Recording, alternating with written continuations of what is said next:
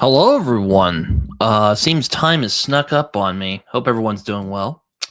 Um, Let me just post this thing I got on Twitter real quick. There we go. Hope everyone's doing well. This is another episode of Britain's Social Club. If you want to call it that. Hope everyone's doing well today.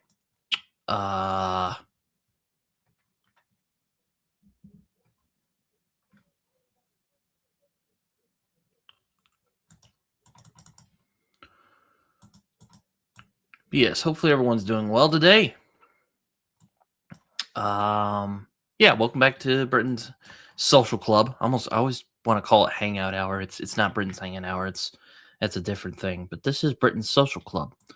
Of course, Tharnall's here. How you doing, Tharnall? But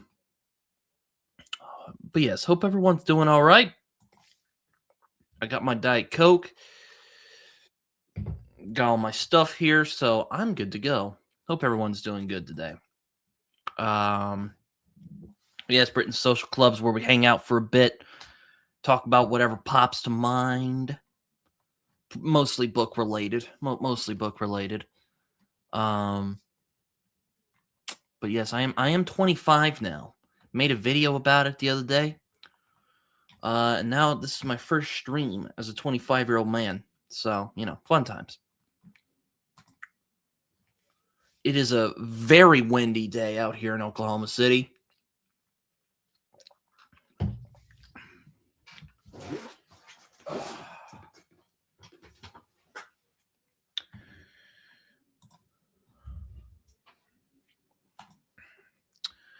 Jerome, how you doing? Demodrack, how's it going? Thought you were still mad at me after Gardens of the Moon, Demodrack.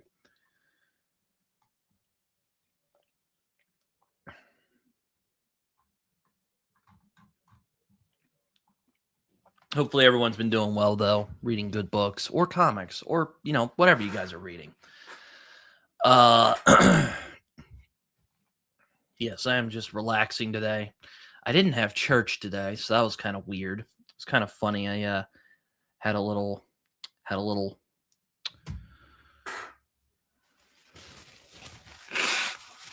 the preacher my grandma likes was not there, so she's like, yeah, we're not going. So I was like, okay, well, if that's the case, then all right, we won't go. So here I am.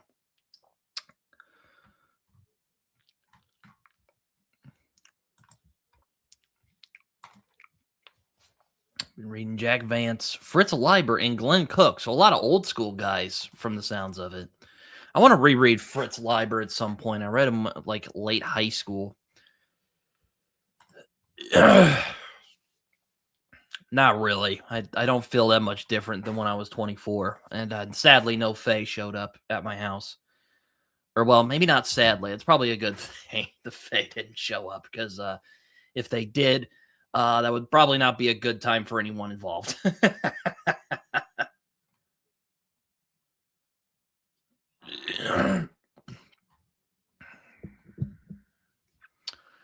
Jack Vance is one I've wanted to read for a long time. I just haven't really gotten around to him.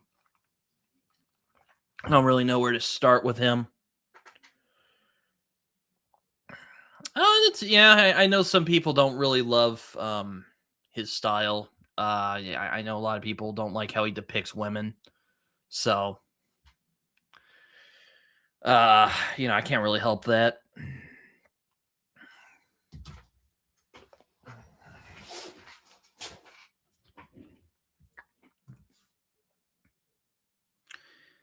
Yeah, no, Robin Hobb's one of those writers I've wanted to try for a long time. I just haven't really gotten around to her because, well, there's a bunch of other stuff I've been reading.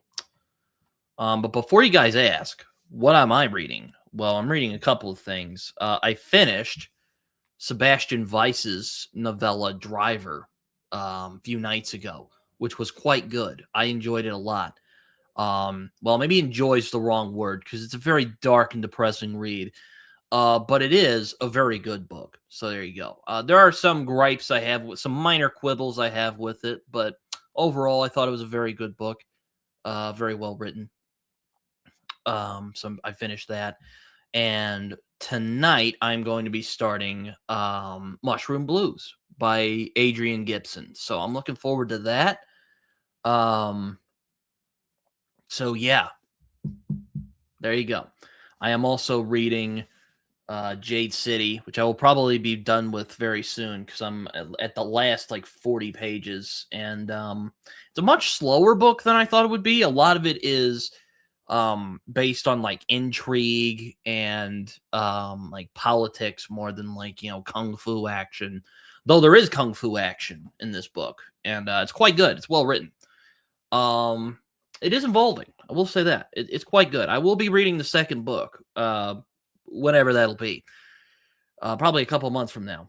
But I'm liking Jade City. It's pretty good. So yeah, I mean, I don't know if it's quite the masterpiece people are saying it is, but it is quite involving. So there you go. Also reading this self-publishing book. I won't say too much about it because that's for some things I'm for a project, we'll just say, that I've been working on for a while. And of course, I'm still reading Grant Morrison's Animal Man. I'm in the middle of it pretty much, so there you go on that. Excuse me. Yeah, I mean, I'm generally wary of it too, but what really interested me about the Jade saga in general is that it's kind of a gangster epic instead of just like a traditional epic fantasy, and it's quite unique. There's a lot of stuff that this book does that not a lot of fantasy does. Like, it takes place in a mostly modern world, but it's still a secondary world. Like there are airports in this series. You don't really see that a lot in fantasy. You'd have to go to like Dresden or something to get your like quality airport, fantasy. Um, but I mean, it's not Bez Leg levels of unique, but it is unique. I do like it. I do think the Godfather influence is a little thick. Like, there are certain characters in this book where you can go like, "Oh, that's like Michael Corleone," or "Oh, that guy is basically Sonny Corleone." Um, but yeah, no, it's a good read. I'm liking it.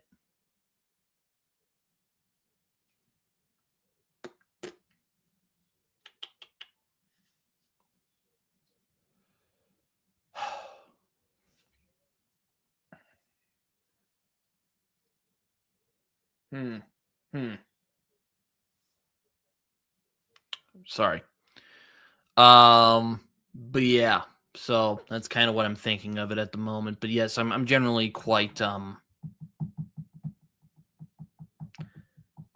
Magic, Godfather, and dragons. I don't know if there haven't been any dragons in it so far. There are legends about dragons. So I mean, if that's what you mean, I've never even heard of this, Jerome. You're going way past my pay grade. Though I will be reading. I am planning to read Gloriana in April, so I'm looking forward to that. I don't know who's read Gloriana, but that is by Michael Moorcock, and is considered by a lot of people who are fans of his to be his masterpiece. So I guess I'll see where I land on that discussion. Um,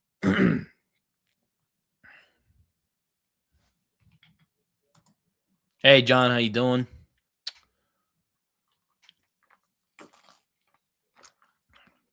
No, what? Fair enough, Jerome. You spread the word, buddy.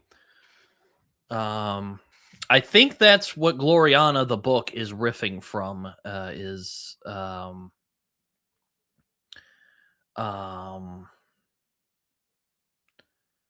I believe that's what he's riffing on in that book. So I do know my friend Robin over at Only the Best Fantasy Novels likes that book. So yeah, there you go. Speaking of, I need to get in contact with him because I wanted to talk about Blood in the Mist with him because I know that's his favorite fantasy novel of all time. Much like how American Gods is my favorite fantasy novel of all time. Yeah. So there you go.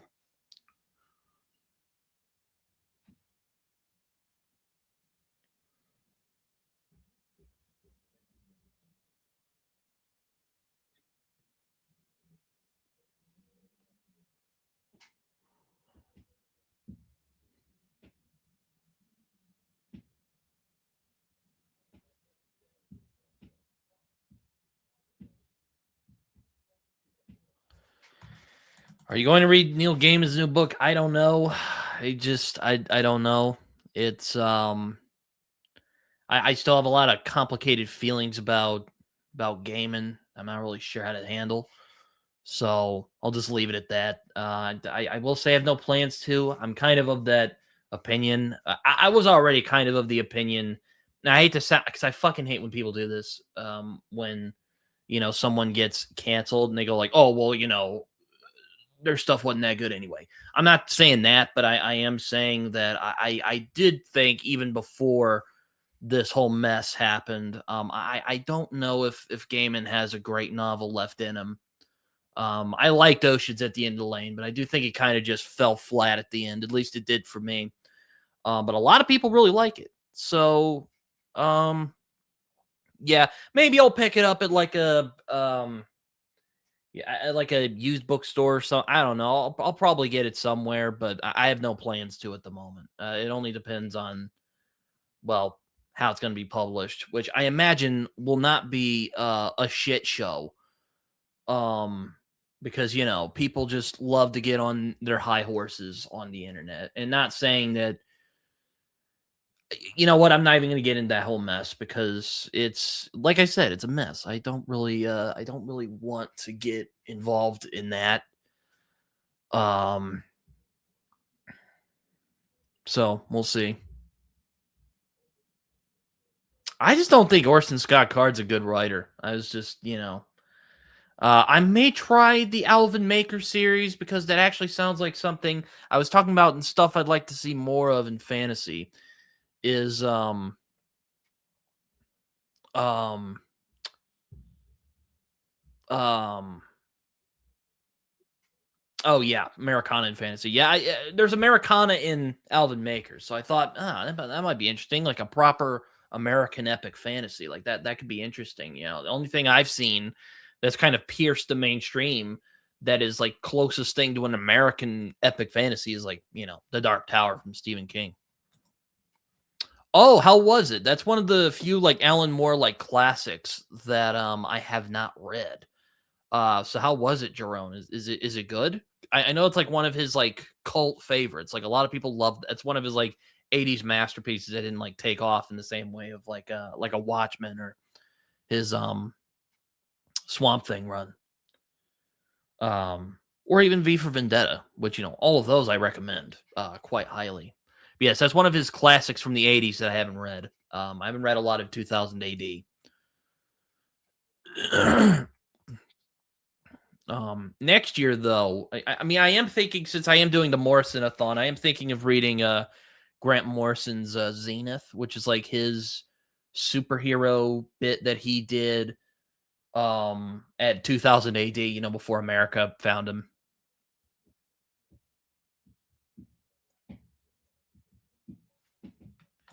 Yeah, I remember watching the 2000 AD documentary, and funnily enough, Neil Gaiman was on it because he wrote for 2000 AD a little bit. And he's an English comics writer, and like 2000 AD was like the place where a lot of British guys went to kind of prove themselves. Anyway, he said he actually got to see what the potential ending of the Ballad of Halo Jones was, and he said it was really good. So I guess we'll have to take his word for it. Um, yeah, no, Alan Moore. I don't know. He's one of those guys like he knows his worth, and if he feels like he's getting fucked with by his publishers, then he'll just walk away. Um, it can be admirable, sometimes frustrating, but that's just who he is. Can't really blame him on that regard. I did read his most recent fantasy novel, The Great Wind, which I thought was just fine. It didn't really blow me away. It did Funnily enough, it kind of seemed like something Gaiman would have written back in the day. You know, very Neverwhere light. I mean, though I've never read Neverwhere, I probably shouldn't say that, but I mean, I know of it enough through like pop culture osmosis to.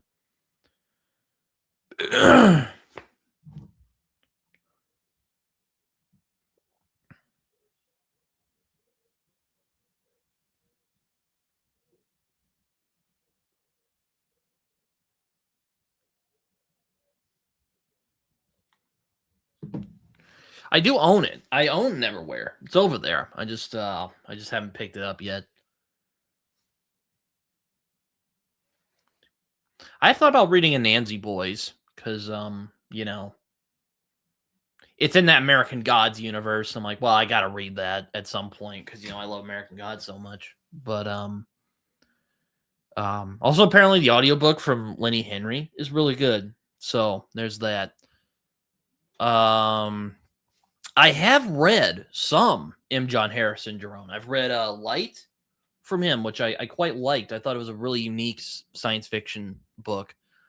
I also read The Centauri Device, which I thought was a bit generic. I also have Veraconium over here, which I want to read at some point. I just haven't gotten around to it yet because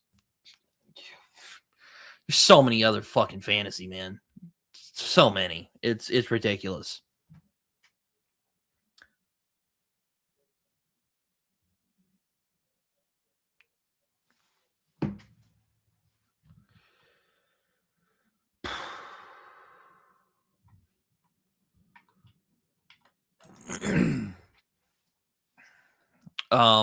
I am thinking since I'm reading a lot of science fiction this year, at least that's one of my plans. I am hoping to read the second book in his the sequel to Light. The I think it's called Nova Swing. I do want to read that at some point. I don't know when I'm going to do that, but I'm hoping to. Um so yeah, there's that. But glad to hear you liked Ballad of Halo Jones. I almost put it on the top 20 comics I want to read before the end of the 2020s, but I decided to put in Tom Strong because that one just looked more interesting to me. But I do want to read the Ballad of Halo Jones though at some point. That's I heard they're putting out a new omnibus for it at 2000 AD. I could be wrong on that, but you know, we'll see. Um, so yeah. Speaking of Morrison, I'm actually for my the the Morrison-a-thon will continue, of course. I'm actually talking to Tim Callahan on my podcast this week, who has done some critical work on Grant Morrison. Um, so yeah, that's gonna be fun. That was a great conversation. I'm hoping you guys enjoy it. So there you go. Some of you might recognize him from his work on from his appearances on the Talking with Gods documentary that's on Saquart. He's a bald dude. He has a beard now, so which is kind of fun. But anyway, I have read Roadside Picnic and have seen Stalker as well. I actually think it's one of those rare cases. I think the film is actually better than the original book. I mean, I liked Roadside Picnic. I thought it was a good book, but I just felt that Stalker just did that idea a lot better. You know, so feel free to disagree if I'm wrong. If you think I'm wrong. I feel like John's just trolling at this point.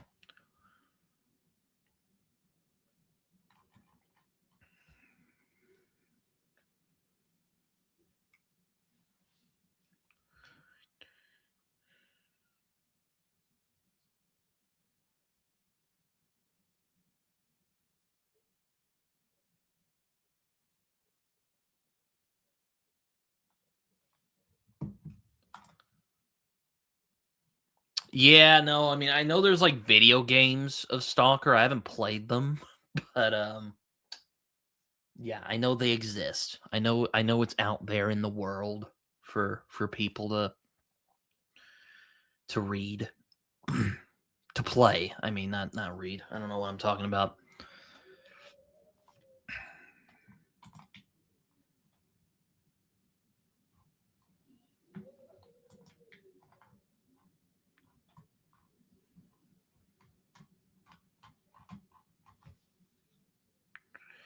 But yes, I have read Roadside Picnic, Jerome, uh, since that's what you were asking.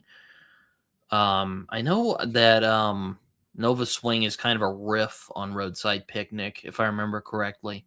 So we'll see how it goes. I liked Light quite a bit. I thought it was a really interesting piece of science fiction. Reminded me a bit of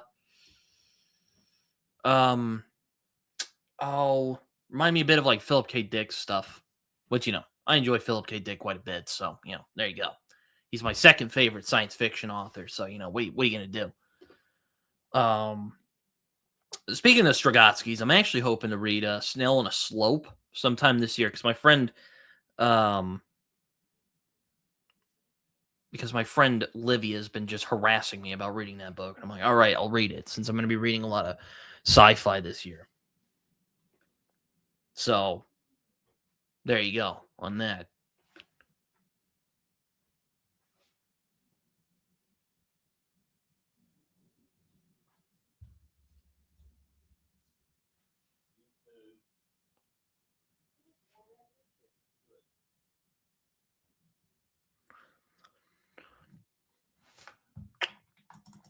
What sci-fi do you plan on reading? That's a good question. I did mention a couple. I did mention a few that I wanted to read on my what I hope to read in 2025.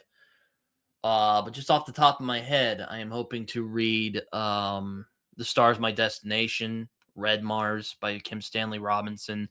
Not really a science fiction book, but it is about science fiction. That is Astounding by Alec Nevada Lee, which I've been wanting to read for years.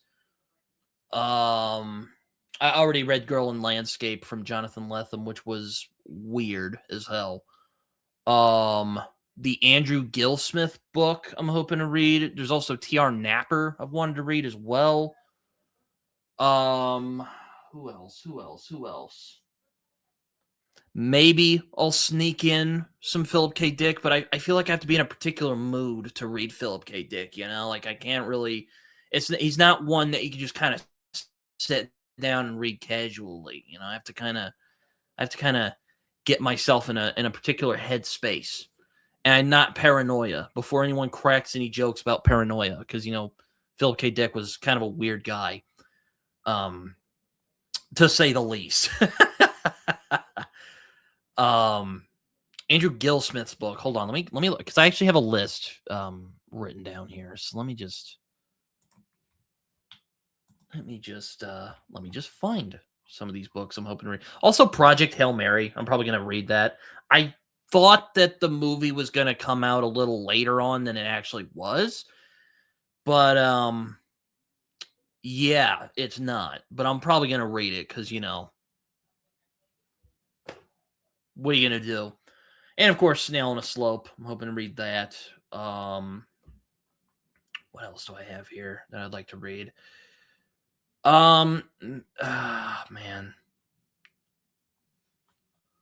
Oh yeah, The Escher Man is what it's called by T.R. Napper. I am hoping to read that because that's another one that a couple of my friends are like, that's a really good book and you should read it. And I'm like, I you know what, I probably should. So yeah, I'm gonna be doing that. Let me think. Who else? Uh Maybe something from Thomas Dish. I'm thinking of just reading Camp Concentration. I'm not sure. Maybe Babel 17 by Samuel R. Delaney. I know that's a really good one. Maybe The Female Man. So there's a couple of maybes on there.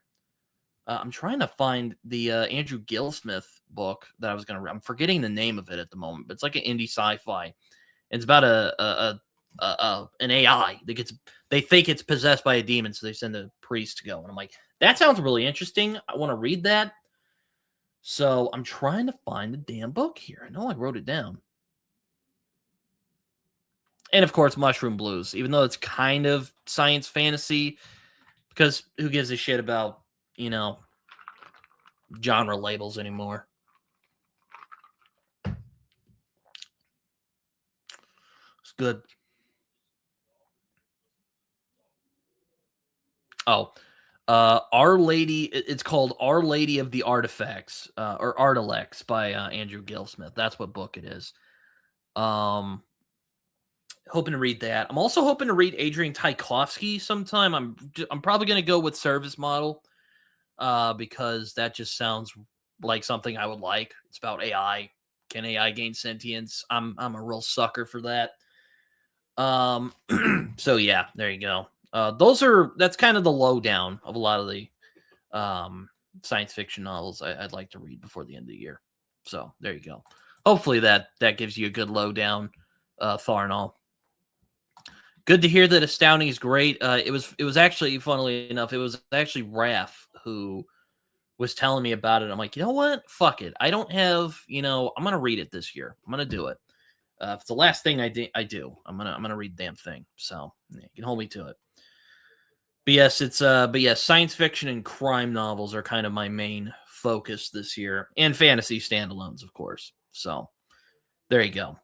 The only exceptions I'm doing, I'm hoping to continue with Discworld, and also I'm reading the Greenbone Saga. So there you go. That's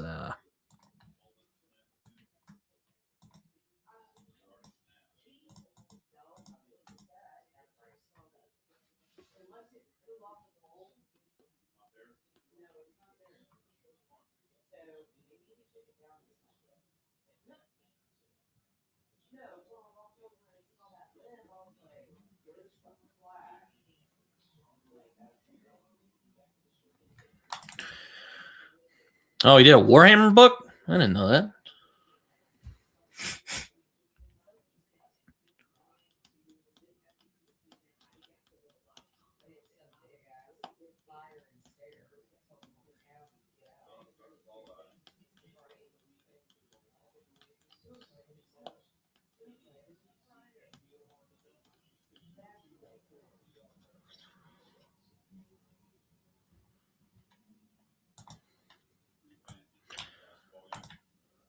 But yeah, no, that's kind of the lowdown of what I'm hoping to read in terms of science fiction.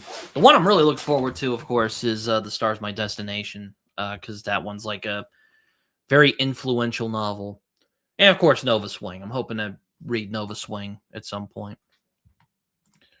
You say, after Animal Man, what comic do you want to read? Well, it's funny you ask, because I'm hoping when I finish Animal Man, I am hoping to read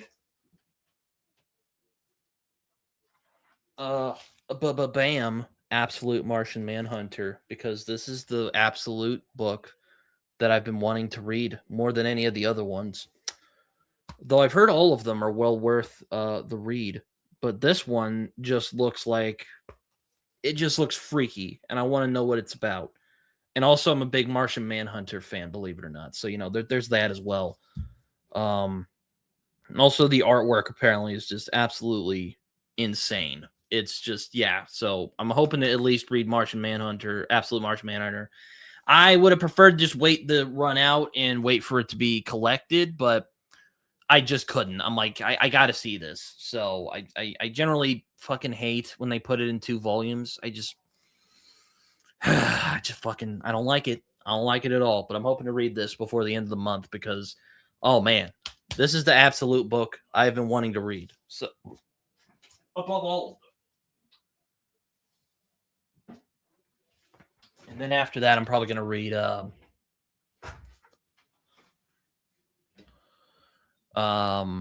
so yeah, I'm hoping to read that. If you're asking which Grant Morrison comic I'm probably going to read in April, it's probably Joe the Barbarian. I might reread his X-Men run, but I'm not sure on that. So we'll see. But if you're just asking comics in general, then yeah, Absolute Martian Manhunter. I'm going to be reading that, and I'm hoping it cracks my head open. Because I've heard it's fucking weird. I like me some weird shit, man.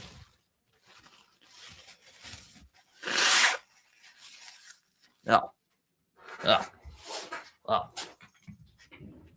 Which X-Men run? The Grant Morrison X-Men run, because I'm doing the Morrison-a-thon this year, where I'm basically just reading a crap load of Grant Morrison's comics. I also might read Super Gods by him next month. We'll see, because I don't really have any big plans for April aside from The Star's My Destination and Gloriana. So, we'll see how that goes. Or Tiger if you're across the pond. Also, hello Zivlin. How you doing?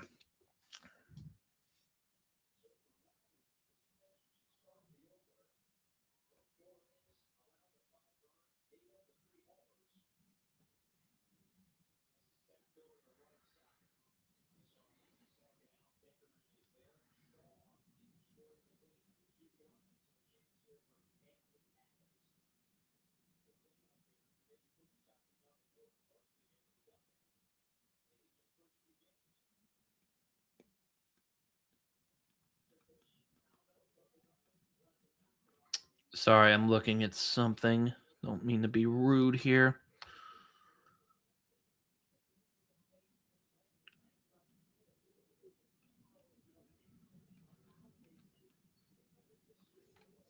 It was the one where Cassandra Nova first showed up, and it's where Emma Frost and Scott Summers got together. Good times. And also he also kind of shot Magneto in the foot. I really don't like what he did to Magneto in that run.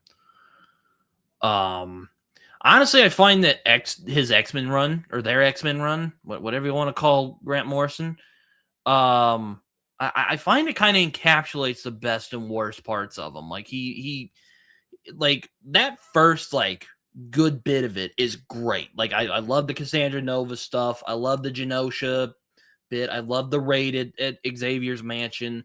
But towards the end, it gets real not convoluted, but I find he just made some decisions that I didn't like. Mainly with Magneto. I hated what he did to Magneto. And the thing is, you can do that with so many other X-Men villains. There's so many other X-Men villains you can turn into cackling madmen. I've only read the real famous ones. I've read the Claremont one, or a good bit of it, mainly the stuff he did with John Byrne, which is the stuff I recommend because I think that's just the best X-Men that's ever been done. I've also read God Loves Man Kill.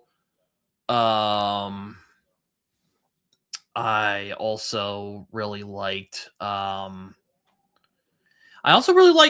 the Claremont Wolverine mini he did with Frank Miller. I actually think that's some of Frank Miller's best work even as an artist. He's really quite good in that, and the art doesn't look ugly as hell. Shit. I don't remember that. It's been a long time since I read the Morrison run, so I don't remember it all as clearly. But yeah, it's hold on, I'll just look it up.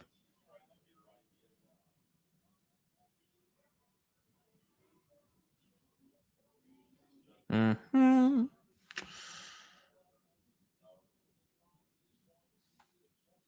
This one, New X-Men. There's a Frank Quitely cover. Yeah, I know a lot of people didn't love some of the design choices. Why does Wolverine look like that? I don't know. I like Frank Quitely. I think he's a great artist, but oh man. Also what he did with Scott Summers was really interesting. Even though I don't like Cyclops, I think he's fucking stupid. He's I just think he's an idiot. But he's actually not bad in that book. So there you go. Is that right? I don't remember who wrote the Messiah Complex. Isn't that Grant Morrison? I think that was Grant Morrison. Again, I'm hoping to reread the Grant Morrison run again. Anyway, Oh, it was written and illustrated by a bunch of people. I imagine that wasn't a complete just debacle. Um, no, it's not you, Liam. You can be called many things, my friend. An idiot is not one of them. I'm talking about Cyclops, Scott Summers. I don't like that character. I just think I just don't like him. We'll just put it that way. And I'm just sad that we share the last name. It's just, oh my god, yeah. I wouldn't recommend getting into the the Jack Kirby Stan Lee issues. I've heard they're not very good. So, or don't take my word for it. I've not read them, but I I'm sure it's not the best thing they did. I think the best thing Stan Lee and Jack Kirby did together was Fantastic Four. So there you go. Oh, sorry.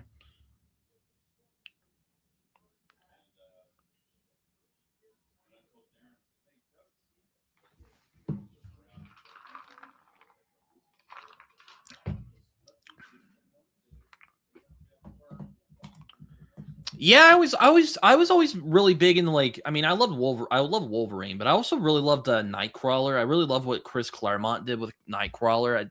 I thought that was just some of the best parts of his run is what he did with Nightcrawler. Gambit's fun though. I can understand why some people might be kind of turned off by him. Um, I did have a soft spot for Iceman because I really liked Spider-Man and His Amazing Friends when I was a kid, and it was real fun for me because I recognized Frank Welker's voice because he voiced Fred, from the Scooby Doo show, and I'm like, holy shit, that's Fred! I remember being really, just really excited about it, and I ended up figuring out the guy's name was Frank Welker. That's why it's the same actor. But oh yeah, who else do I like? I mean, I think Magneto's one of the best villains in comic book history. So there you go. Um, yeah, I like his. But yeah, there's a lot of them I really like. I like Rogue and Gambit together. I don't I think they're fun apart, but I think they really shine when they're together because that's a great relationship. I think.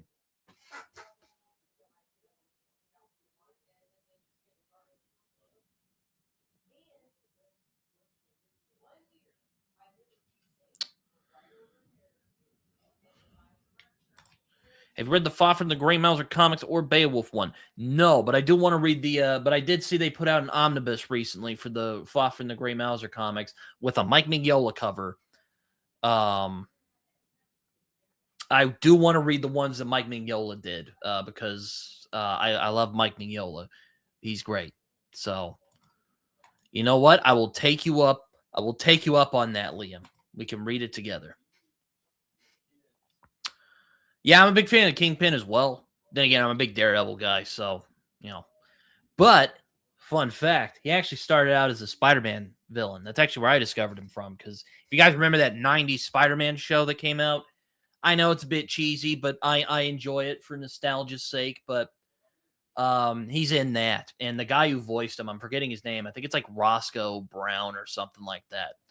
Who's this like black dude, but he just had this really like dignified voice, and it was just perfect for Kingpin. Even though I love Vincent D'Onofrio as Kingpin too. I think he's great. But I love. It's kind of hard not to hear. I think it's Roscoe Brown. I could be wrong. Um, Great voice for the Kingpin though. I know a lot of people probably hear D'Onofrio's voice now because he also did just an amazing job. That's the voice I always think of when I think of the Kingpin. Well, you know what, Jerome, you, Liam, and I can team up together and read those because I've wanted to read those. I'll have to pick up the omnibus next time I go to the comic book shop because they did just recently put it out, and there is a very nice Mike Mignola cover. Um, so there's that. Actually, let me see if I can find it. Because I Foff, Erd, and the Gray Mouser.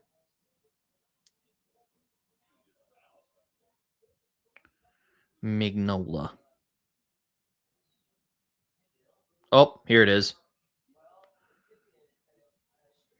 Where? No, I don't want to buy it right now. I'm trying to show. There it is. Okay, this right here. This I do want to pick this up. Um, I think you would like those. I know how much you like Fuff and the Grey Mouser, and I would recommend like Headlopper to you because it's like a sword and sorcery type of thing. I did already, but I also recommend Hellboy because I know how much you like pulpy stuff, and I also just recommend Hellboy in general because I think Hellboy's great. Um,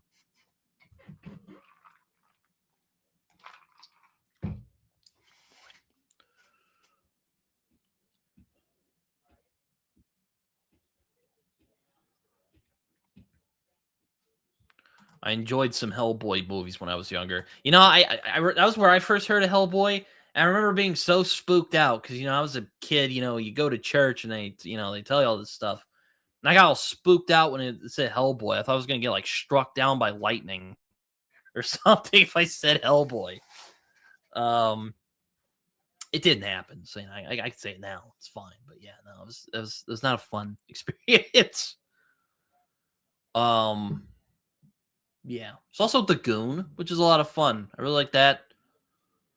Um, God probably enjoys the movies too. I hope so. I hope so. Yeah, McNoll will just come in the pearly gates, and God's like, you know what? You did fine, kid.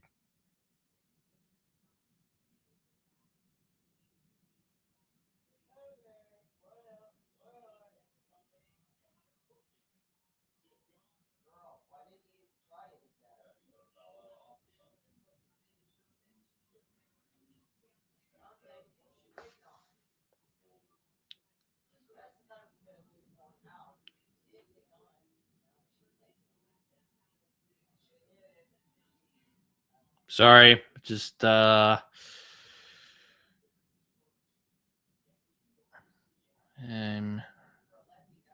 just saw a bad take. I have to respond to it.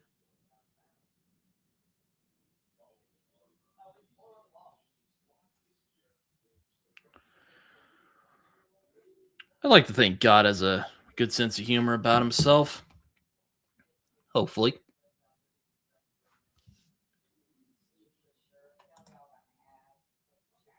Man, how many times have you read the Mignola verse? Because you're always telling me to read BPRD.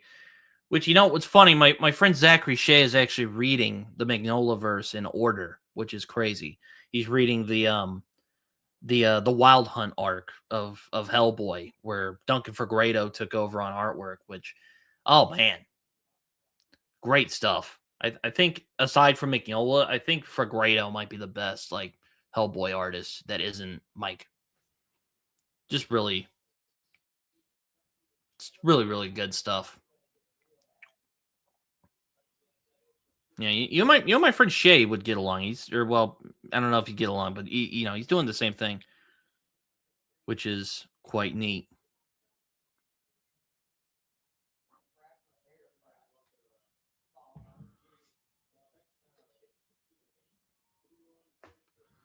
But yes, I would like to read BPRD, but I'm always kind of skeptical of spinoffs. But we'll see. I'm not against it. Um, and there's some of the Hellboy spinoffs I've read. Like I don't know if this is actually a spinoff, but there's one Hellboy bit where, or not Hellboy, but one Mignola joint where it's about like it's kind of a riff on the old like horror, the Hammer horror movies, and it's like this guy, and his friend are like taking down vampires. Again, I'm forgetting the name of it at the moment, but yeah, I did not think they were that good. The art was awful. Why did they all look like pencils? Like all the people looked like pencils in that story. It was just, yeah, no, not good, not good, or at least not great. I thought it was fine. Like the story was fine. No, not Baltimore. That's no. I do want to read Baltimore though at some point because my local comic guys are like, you should read this. Even though I am kind of vampired out, I think vampires are kind of played out. But I'm not against reading good vampire stories. It's always more of a werewolf guy. Let me see. Where is it?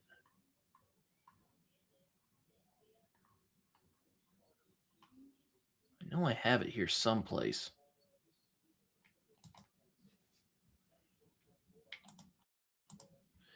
Hey Joe, funny you're here because we're talking about comic books. We're talking about Hellboy and an Animal Man, all sorts of fun stuff.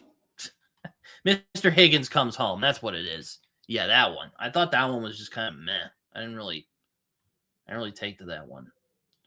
Again, the art was just fucking awful in that. But no, I'm not against reading Baltimore. I would like to read Baltimore. Yeah, I mean, I really like Hellboy. I'll admit it wasn't really until I read the short stories that I read from Hellboy where I really kind of like got into it, where I was like, yes, this is great comic book storytelling here. Um but yeah, I do like the story arcs, but I just find the short stories are just a lot more fascinating. Um and it's a lot of it just him kind of, you know, yeah, that's fair. I mean, I'm not saying I'm not saying like I get what you mean, but it's I think the story arcs are good. I think Hellboy in Hell is really good too. I think that's especially a really great um bit of sequential art. But I like a lot of the short stories a lot more. I think they're just, oh my god, some of those stories like the corpse is just peerless. It's like that's how you do a comic right there. Like if I taught a class about like comic book composition and how to do it well, I would just, I'd be like, okay, well, that isn't like the anatomy lesson. But like the corpse would definitely be on my list of like, this is how you do comics well, people.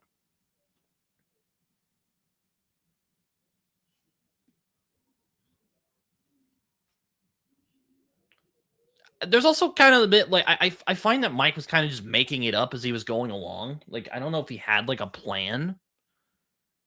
So, we'll see. And I also found like the bit, I think it's the island where there's like a big exposition dump really dampened the effect I felt of Hellboy, because Hellboy is such a weird, unique thing, and when they kind of did that big exposition dump, that kind of was not a that did not that kind of just kind of flatlined it a little bit. Though he did kind of make a comeback with the Wild Hunt stuff. I thought that was a good arc, with some freaking awesome artwork by Fagredo.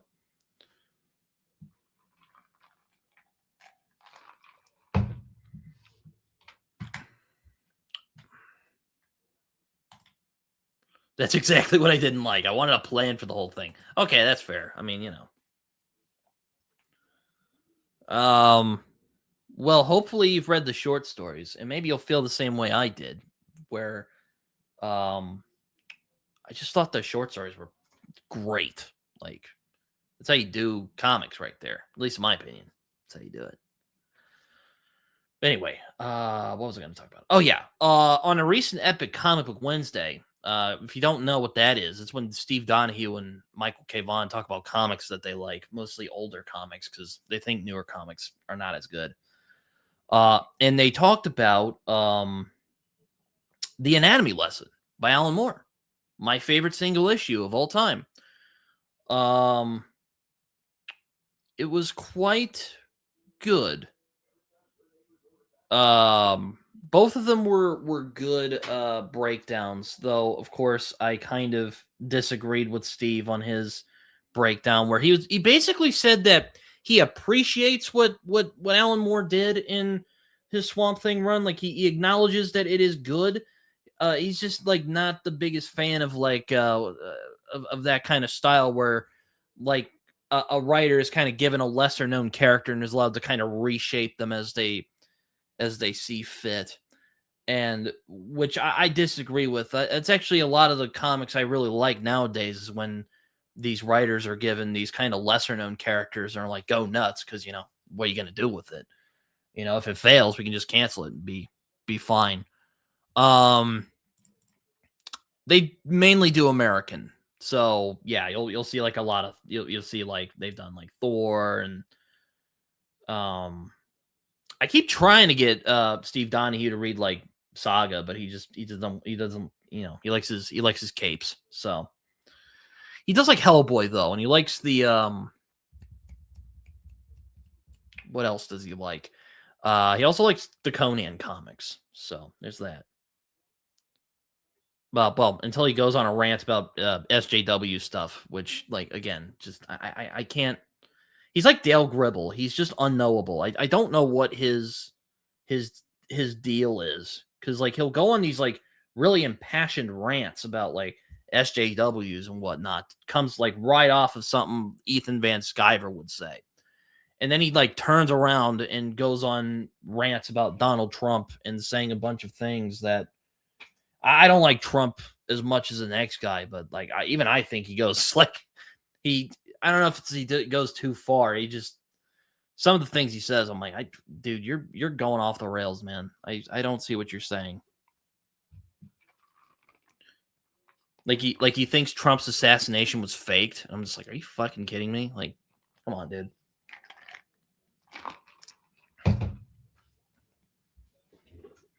I don't know. But yes. Anyway, what was I saying? He was talking about the anatomy lesson, and I was talking about how that's my favorite issue of comics, and also, um, I think it was fake. That's just sad that like our president is such a consummate liar. Like even when like things happen to him, like when he gets part of his ear blown off, maybe. Like there's people who are like, "Oh, it might have been faked because he's such a prolific bullshitter." That that I'm just like, good God, we're fucked. Um. Anyway, going back to my original point. He was talking about how he kind of gets annoyed by people who kind of take these lesser known characters. He actually brought up Animal Man too, which was funny. But I really like when creators do that. So I like when I like when they oh, okay. See you later, Jerome. I hope I didn't scare you off of my political talk. I'm not trying to. But if you're heading off, then take care, my friend. Um, Going back to the comic book talk. Yeah, he was talking about that. I'm just like, I kind of like when people um kind of take these lesser known characters and do something new with them, because you know what? Why not? Oh, he says no. It's getting late in Europe. Okay, that's fair. Yeah. Uh, yeah. So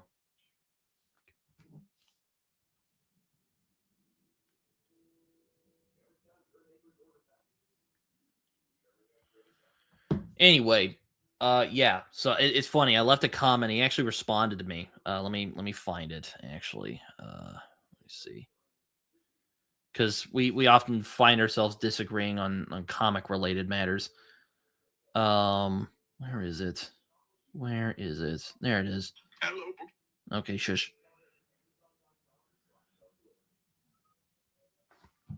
Have you read Spawn? I've read some of it. I'm not really a fan. I just think that it's really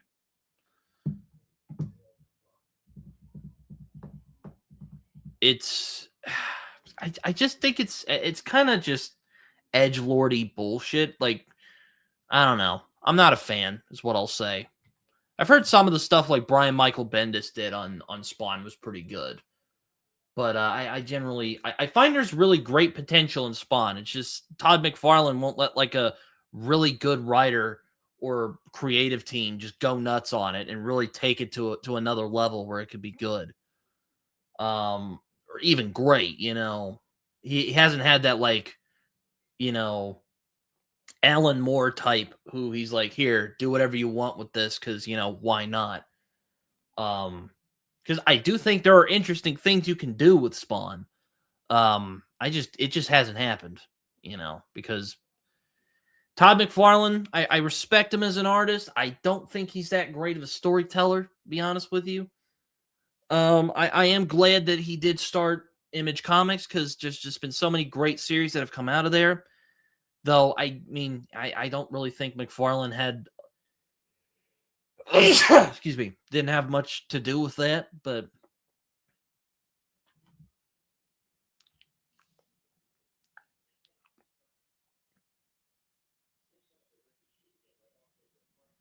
oh yeah, I was talking about how much I love the anatomy lesson, and he just goes, "Sigh, what am I going to do with you?" Because thought that was pretty funny. So I don't know. I like the reinventing of old superheroes. I think it brings it can be really fresh when it's done well. Um, Sometimes it can be done badly. I'm not gonna say it's not, but I mean, I'm sure there's some. I can't think of any at the moment. Well, there is Rob Liefeld's attempt to do Captain America. That was not good. Don't that was god awful actually.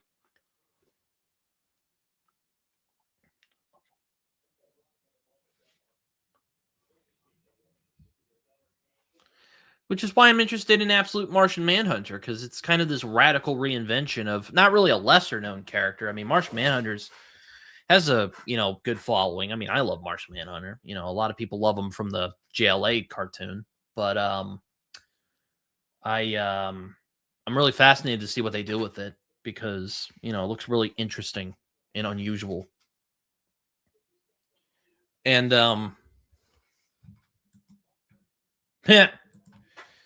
yes, he does get a cape.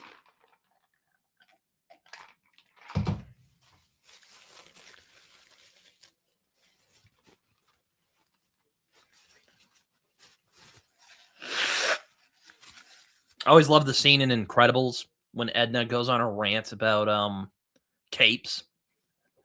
It's such a good film. It's my favorite animated film of all time. So what are you gonna do? Um,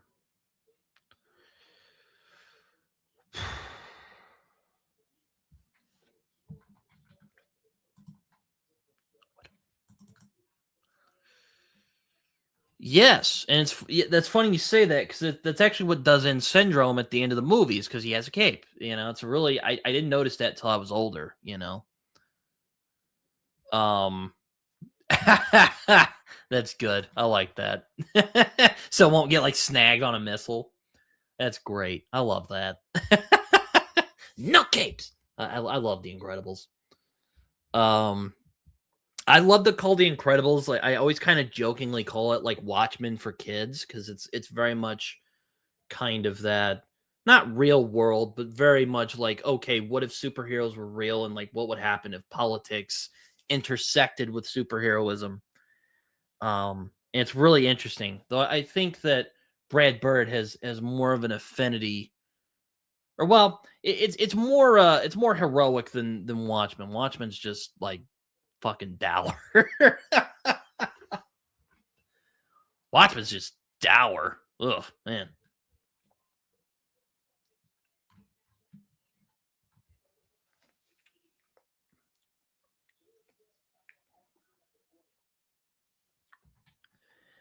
I feel the boys. I've kind of gotten sick of the boys, honestly, the TV show anyway, because it's just gotten so like bleak. And don't get me wrong, I love me some bleak content, but it's like, good God, man, it's getting dark, getting too dark even for me. And it's all. I'm also getting kind of frustrated. It's like, well, how much are you gonna kind of dick around until you finally kill Homelander? I mean, come on. But yeah. So I feel like I feel like the boys is a bit too mean spirited at times. I don't really I don't really there are bits of it I really enjoy. Like I love all the bits with the actual boys just kind of hanging out and doing stuff. Like I really love I mean Billy Butcher's a great character. I really like him and Huey together. They're great. Um, it's kind of telling, honestly, that the best arc of the boys comic is Butcher Butcher Baker Candlestick Maker, because like that's the bit that Garth Ennis is actually interested in in writing, is about those kind of vigilante types. You can tell he has quite of an affinity for Billy Butcher. So there you go there. And a lot of us do. Like, I've even known people who really don't like the comic who like Billy Butcher. So, there you go. But I don't know. I don't think I think the boys, it's a bit too cynical, I think. I don't know if superheroes would quietly be like that in the real world. I think it would be a little bit like Watchmen more than or at least what's another one? Maybe I think Invincible would be a pretty good like summation of what superheroes might be like if they were real. That's kind of the like more balanced take. I always feel that I always feel like Invincible would be kind of, like, it's a guy who wants to do the right thing, but and does, he's a good guy. He's just, sometimes the destruction, you can't help it. He's got superpowers. He cooperates with the government and all that. So, I know. Though, to be fair, I don't think Kirkman is like trying to go into like the political direction. He's not as politically transgressive as like Alan Moore is. But I feel like if superheroes were real, it would either be The Incredibles or Watchmen. So there you go. I feel like The Boys is just a bit too mean-spirited. Even though I think Garth Ennis says a lot of, things that I think are worth saying about corporate America, and to be honest, I think that's what he hates more than like a lot of people say he hates superheroes. I think that's a bit overstated. I don't think he hates them as a concept. I think he just doesn't really care. Like, he doesn't really give a crap. Like, it's not a genre he cares for. I'll just say that. Like, I'm not saying he secretly likes it. I just don't think he cares about it. But like, I think what kind of annoys him is, well, for one, how popular it is in America, but I think it's more like the corporatization of these somewhat innocent concepts. I think that's what bothers him so much. Which, that's fair. I think, there's been plenty of really like cynical attempts by like corporations to use superheroes for stuff, but I don't think it would be like The Boys if it were real, because I don't know, just it's too cynical. Oh, we do have someone in here. You know him. You love him. It's not Raph, actually, but it is it's John. How you doing, John? What's up, Okie? They love me? That's cool, man. I'm lovable. I'm a little bit of a, what do you call it? A little bit of a whatever sometimes. A scoundrel? Scoundrel, scallywagger, whatever. What about Kick-Ass? I don't really like Mark Millar. I feel like Garth Ennis I'll defend because he's actually good.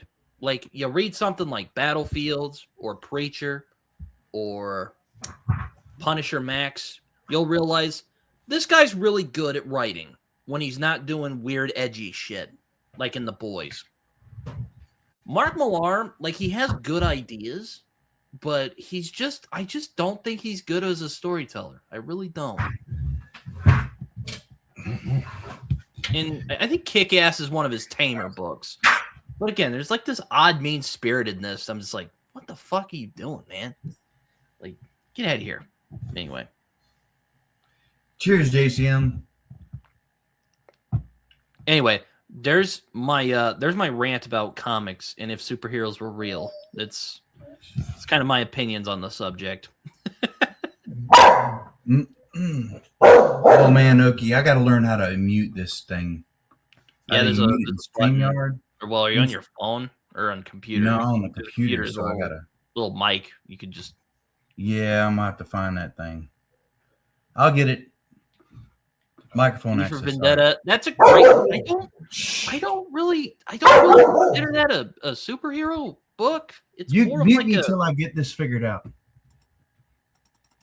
It's more of a I guess V's a superhero.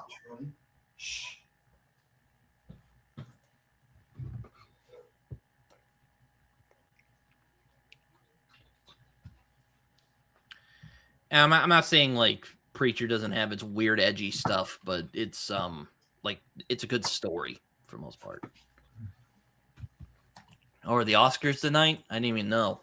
I hope Sinners wins because that was a cinematic experience. Let me just say.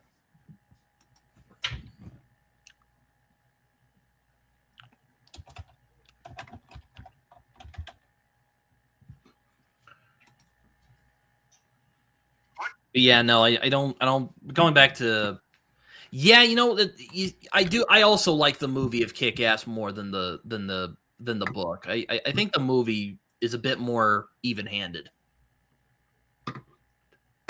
Like it still kind of has that, kind of edginess to it, where it's kind of like, kind of violent, kind of having fun with it. It is kind of innocent, in that way, but it's not. There's not like those like weird moments where it's like, geez, that's just mean. Like there's a scene in the comic where he tells the girl he likes how he feels, and she's just like, "Fuck you," and she like bangs her boyfriend and like sends a message to him. I'm like, why the fuck would you do that? Like that's just mean. That's just mean spirited.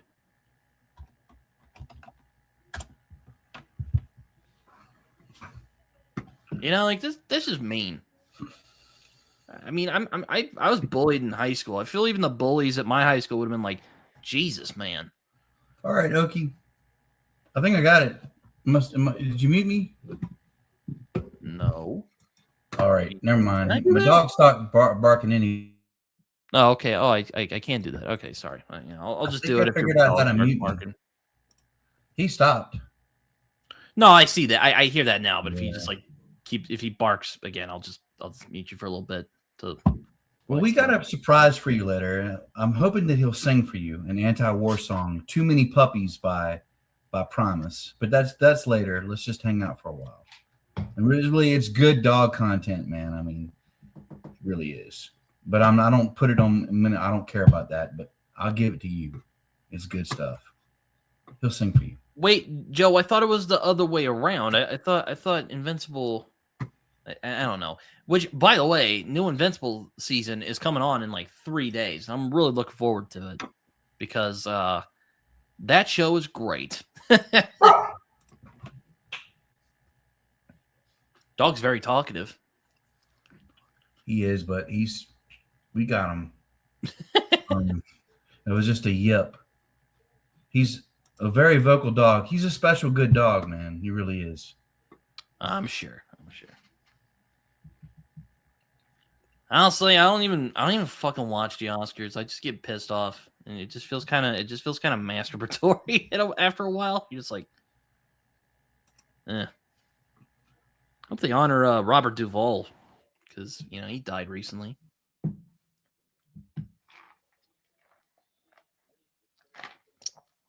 I cannot hear you. No, that's it. I figured it out. Oh, okay. Now I can. Oh, yep. Anyhow.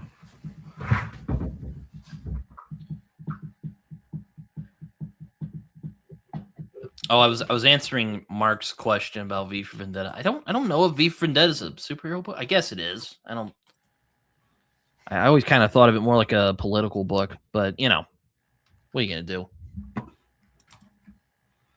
Also, probably the best more adaptation we're gonna get. Hope so. I like V for Vendetta. I like it more now when it's later on in life and things happened.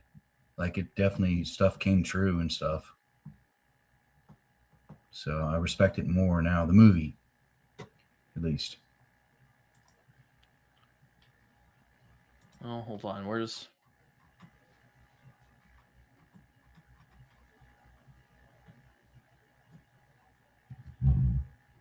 Sentimental Value. Is that the one with Stellan Skarsgård?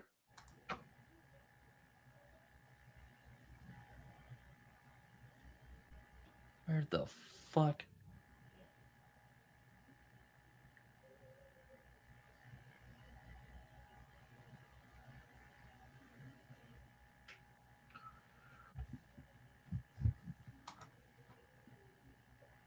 Well, he says he's a he's main character, so there you go. Okie, how's your book doing? It's going well, actually. My dad, I was just talking about this earlier. My dad gave me a book about self-publishing, so I'm reading that at the moment. Cool. So, I'm not close to publishing it yet. I'm probably going to edit it one more time, and then we'll be good to go. But I will say, if you haven't, it'd be good to have an outside eyes edit it before you put it out.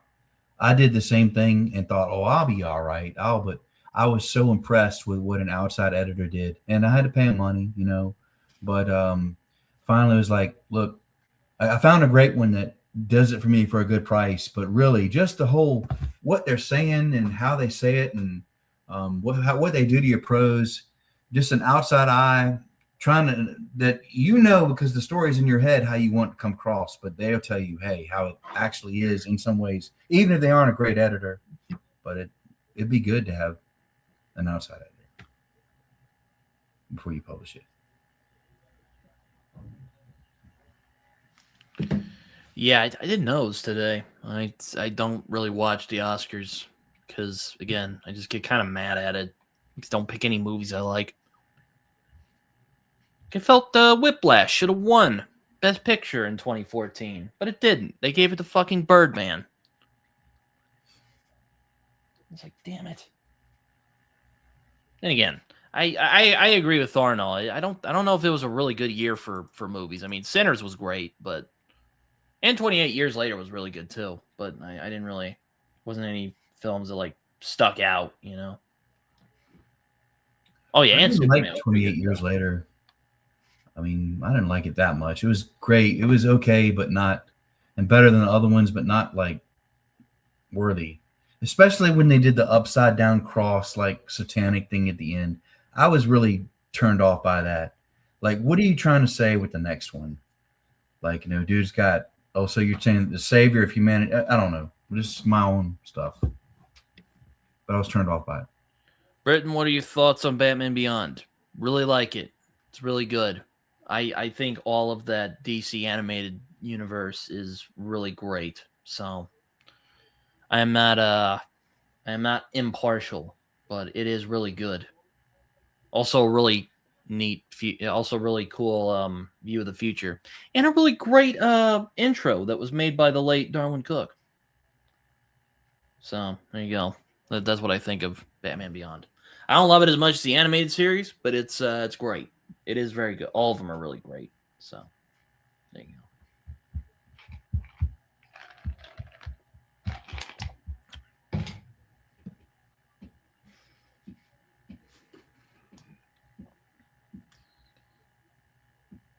Mm-hmm. Where's Raph today, Okie? Well, I asked him if he wanted to come on here. He seemed like he was gone, so I don't know where he's at. He's probably sleeping or something. I'm sure he's doing something. I actually watched his recent video about performance reading all the way. Yeah, me too. Yeah, I left a comment talking about how much that type of conversation really angers me because I just find it's kind of annoying. Like reading performatively, like what the hell does that mean? I mean, I get there's those pretentious douchebags who kind of is he in Athens? I forgot all about that. Yeah, he does go to Greece in March, so that might be where he's at. You know what? I'm just gonna forget all that. So that's probably that. I tried to read what's the freaking Infinite Jest, and I realized that I'm not prepared to read that, and I'm not prepared to like it. I'm prepared to appreciate his talent, but I'm not. But if I were to be actually good, though, it is a great movie. Sorry, John, I didn't mean to interrupt you. Oh, that's so fine. It's your thing. I'm just talking on that subject, that performative reading. I get it. I know what he's saying. But classics have a point, And he's not here, so I want to discuss it with him. But he did say he's not going to discuss the book he just read because never mind. You got that, didn't you, Britton? What? He said that the last book he read was hard and he wasn't going to talk about it. Never mind. That's for when he comes on. But I watched his video and I listened to him. Yeah, I don't know. I mean, I don't know if I agree with all of it. I think he's a bit too dismissive of Harold Bloom personally. I mean, I have my gripes with Harold I Bloom, think of it was course. some Thomas Mann book he just read or something, whatever. Oh Mann. yeah. And he Oh was saying that he didn't want to talk about it because he felt that his privilege was to where he can understand it, and he didn't want to talk about. That's how I'm paraphrasing how I got it in. You know what I mean? Maybe I'm wrong, but that's why we shouldn't talk about it while he's not here. fair enough. It might be the Magic Mountain. We'll see. Magic Mountain was what it was. Yep. Oh, it was? Oh, okay. Yeah, I read what's the last classic I read? I don't even remember. I haven't read a lot of them in a long time, so I don't remember. You like The Great Gatsby, and that's good enough in my book. If you appreciate that book, you understand what's up with some classics. I feel, and that's one of the more pulpy classics too. Distributed in the trenches and all that. So it's more accessible classic, I'll say. Well, that's true. Like I guess Conan. Or I also read like The King of Elfland's Daughter. I guess that's a classic as well. I was kind of ambivalent about it and see what the fuss was.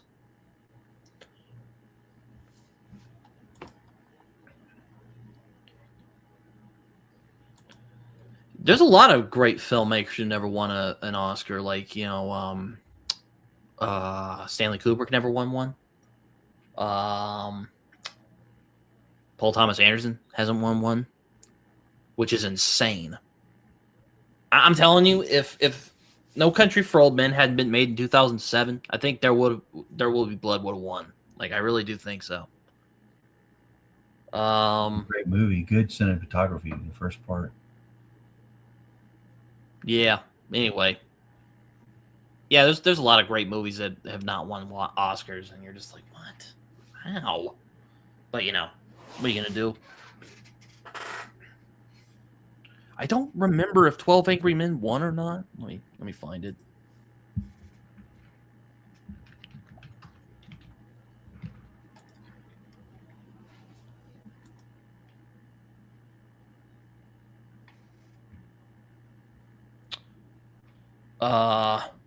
It was nominated for Best Picture, Best Director, and Best Screenplay, but it didn't win any of them, which that is ridiculous because, well, Paths of Glory came out that same year.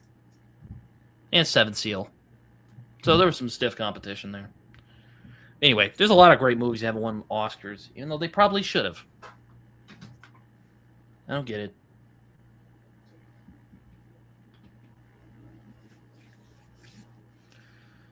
Anyway, I don't remember what I was talking about. Oh, You were talking to chat. Yeah, I was talking about Raph's new video. Yeah, I liked it. I thought it was good, but it didn't. Yeah, the whole performative reading conversation kind of makes me mad because it's like those red flag books lists. It's fucking stupid. It Like, really is. I don't like them.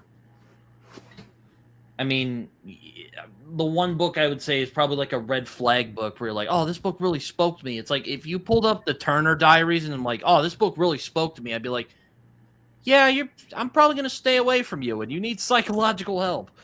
But aside from that, like That was why I read Catcher in the Rye, because so many people have had that book and being like supposed MK Ultra like people. So I was like, I got to check this out to see what it's all about. I don't really care for it, but I see why people like it. There are bits I appreciate about it. I'll just say that.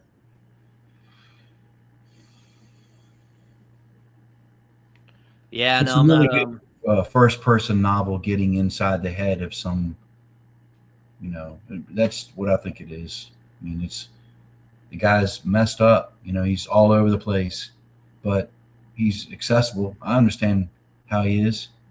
I mean, people say like he might be on the spectrum or whatever, just thinking, hey, like you're all good, and then all of a sudden you're all bad and all kinds of crazy stuff. It was fun to check out how he took in his experience in the book, even though when he was wrong. So.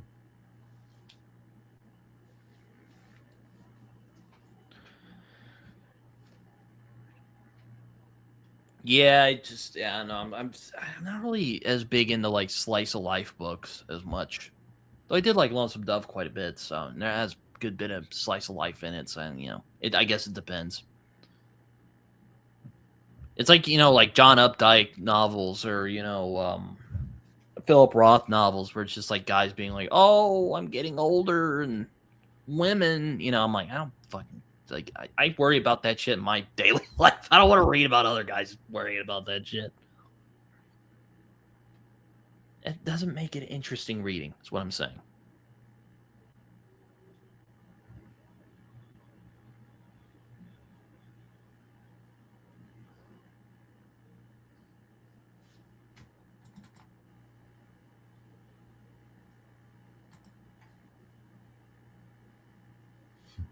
Is that for me? Yes. I'm John the Third. My dad's passed away. I mean, my dad was John the Third, and sometimes, of course, they did that, and it pissed me off. Yeah, it did. Or John. But I'll be right back real quick. I'm gonna four generations of a family that can't find a better name, as my friend used to say. Hold the force down. I'll try my best. I don't know how I'm going to entertain people.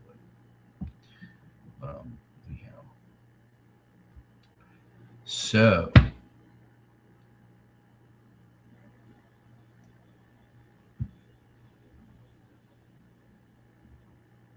I'm John. I came on here. Oki's a friend of mine, and Raph is too. Raph and I don't agree, and that's one reason why I want to be here, to be a little bit of balance when some stuff's going on. But I'll talk about comedy, politics, philosophy.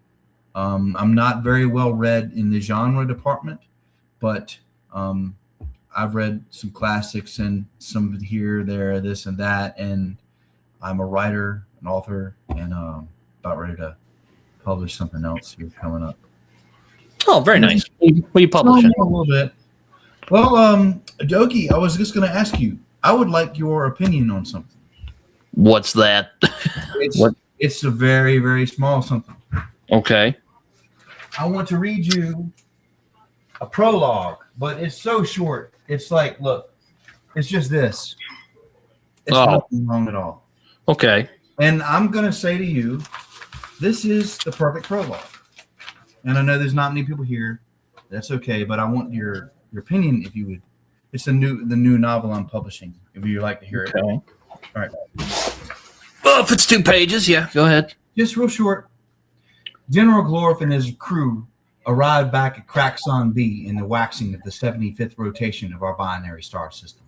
With 4 casualties on his mission to Earth and no recovered bodies to return to the source, his starship command was at risk of being revoked if he were deemed responsible. He reported to me at the Records Division for an immediate mind meld, hoping that the meld, along with his spaceship logs, would absolve him of any wrong.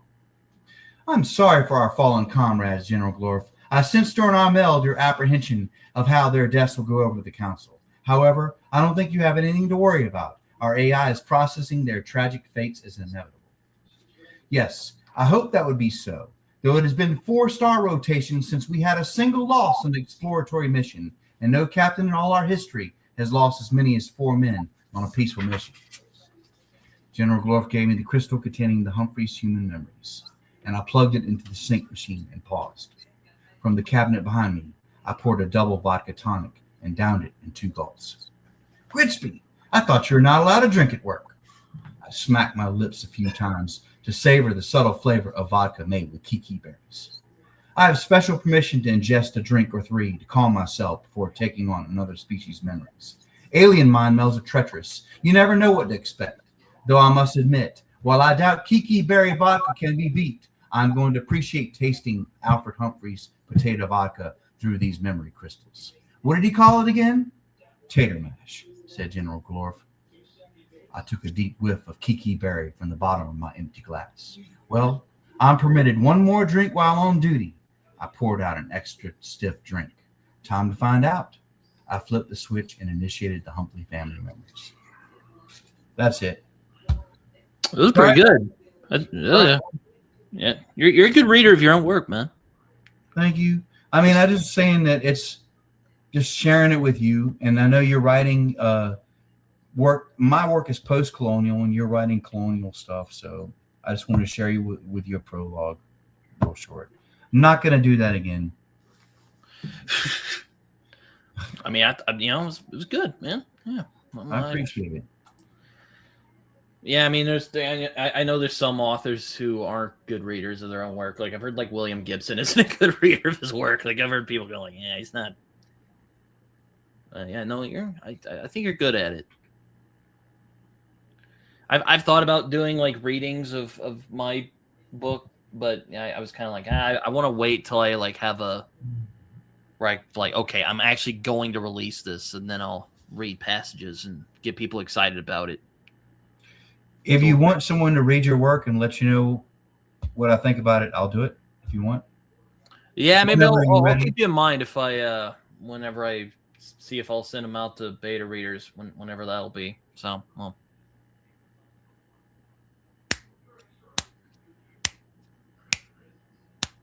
Yeah. But it's, yeah. Well, hopefully you'll trust me enough by then to where you'll understand that it'll be good advice from someone that knows what's up a little bit on something here and there.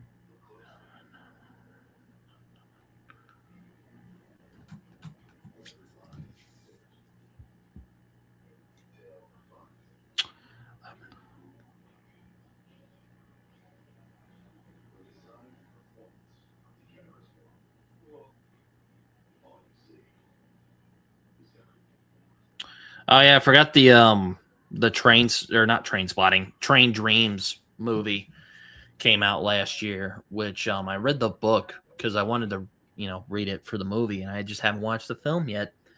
Apparently that's quite good. I haven't So Train Spotting?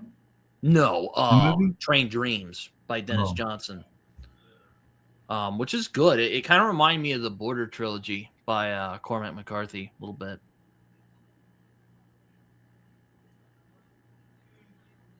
I've read The Road by him, but not anything else. It's like my mom heard that Oprah book thing, whatever, was so hot, she made me read it when I was out of college. I thought it was pretty good. I think I was 5 years old when it came out, so I mean, I didn't read it then, but back in the early 2000s, right? Yeah, 2001 is when I was born.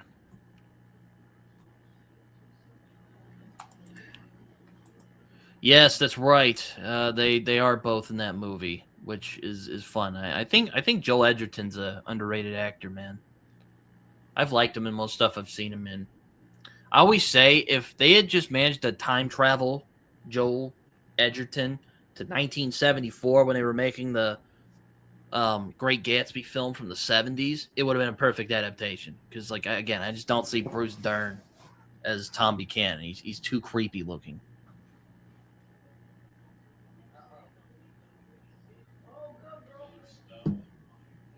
Because, like, Tom Buchanan's described as, like, this kind of this ex-football player, kind of buff kind of guy.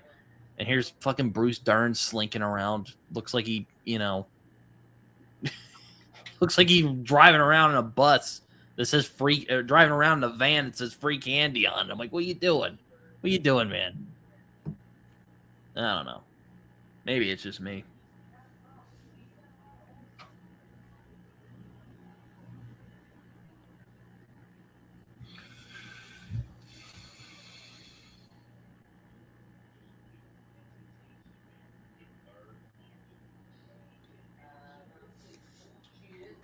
Man, a lot of people just left. Is it me? I hope not. I don't think so. I doubt it, man. And if it is, then fuck them with the wrong side of the bat, whichever one it is. Saying that, yeah, I was about That's to one say. of my. Hey, look, that's just a personal thing I'd made up myself, but James Bond movies. What do you think of them? I like a lot of them, mainly the Connery ones, and I also like the well, a lot of the ones most people like Goldeneye and Goldfinger's probably my favorite. It's like classic Bond. Also like Casino Royale. It's a great one. Skyfall's really good. I actually liked No Time to Die. I know a lot of people didn't care for it, but I was just kind of like,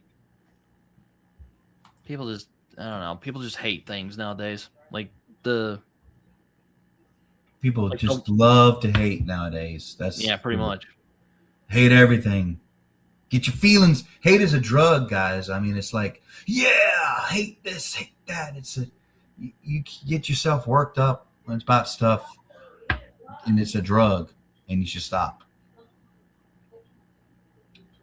Well, especially when it's certain types of hate.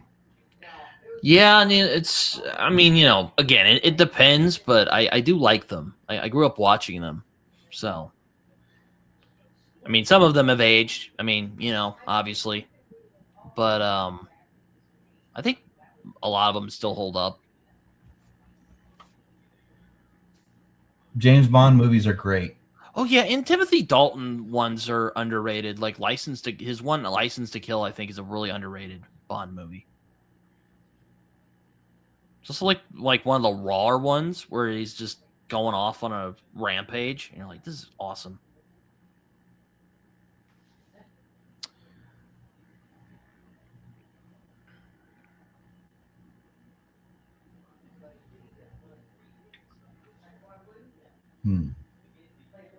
Hold on, trailers. Well, I mean, there definitely isn't too much of a rapport between me and you. Like talking between chats, one thing, and then to me is another. I mean, so maybe I should leave or no, it's fine. You can stay here. I'm just not hurting anybody. I'm a good dude, Okie dude, and I know. I understand that there's some people here that come on this platform that are from an alternate perspective, and I mean, I just thought that I'm here for a little bit of balance and just I'm not here to divide anybody. Like we all should get along, and I'm really me and my art, my books are trying to say this is all stupid. We're fighting against ourselves, and we should be fighting against the real powers. I'm not a Trump supporter. I don't care about ICE, to some degree. I don't know. Oh, wow. Joe Carroll is talking to Jenna Morisi. I don't know if any of y'all know who that is for the 3 people who are watching. She's got a YouTube channel, right? Yes, it's one of the first writing YouTube channels I remember watching, and I just kind of. Is that the Trad Pub one? No. She's just a sub. No. I'm sub to her. I don't know.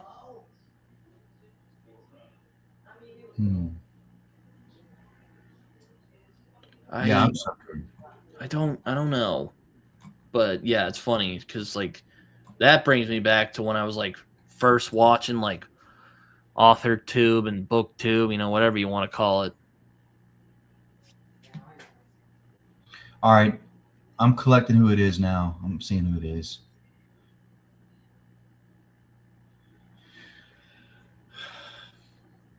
I need to reduce my subs, my YouTube subs. Not like I'd knock her out, but I'm subbed to so many people. It's messing with my feed.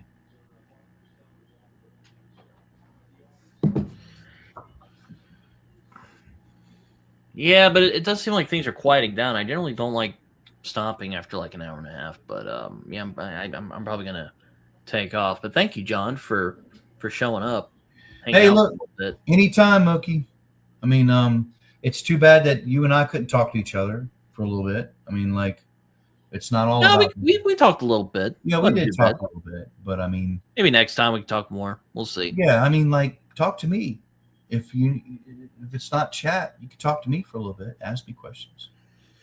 But anyway, hope everyone enjoyed this chat / show, whatever you want to call it. Probably gonna take off and relax for the rest of the day. Probably rest because this weekend was flipping crazy. But anyway, take care, everyone. Hopefully, everyone enjoyed this. Enjoy yourself, Okie dude. Until And next time. chat.